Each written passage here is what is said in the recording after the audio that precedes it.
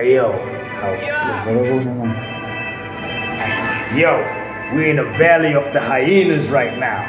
We got my man JONTSHO up in this game. JONTSHO, show him how it's done. Hey. Yeah. If you don't like the truth, today you have it.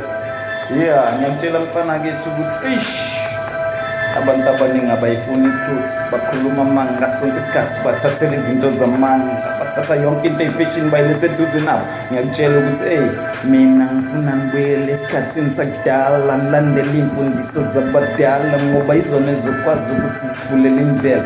Mina ngaso sonke isikhathi ngihlezi ngigxumela ifashini, ngiyenza into ngathi ngikanda niyazi sisebenzisa imali. Le kade abaningi beyifuna, abaningi abakithi babecindezele bezama kona lokho. Manje sithola ithuba sesigijimela konke lokho ngasesingalutho. Kuke iy'ngane zamanje zibhizi zifakana nama-wig, zithatha konke lokho sesitayeleni. Ngiyamtshela ukuthi no, funda nokubeka imali, khona izinto zethu zizokwazi ukuhleleka, sikhona ukuthi sithole respect. Ngoba manje ngiyabona ukuthi sithatheka kancane ngoba thina sabantu abamnyama siphuwa manje, ngoba yonke into efikayo iqalwa yethu. Buka i-generation yamanje ibhizi dakho ngama-drugs, ithelwe emgaqweni ingazi ukuthi ikhulekiwe.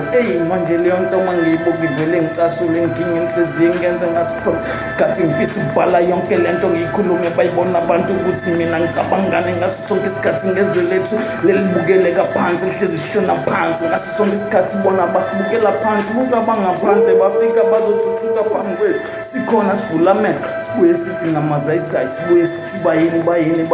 Leyo nto manje sizingalutho, masifunda ukuthi sazi izinto zethu. Oh, we got a hyena up in here. Woo! That's JONTSHO. Follow him. Yeah.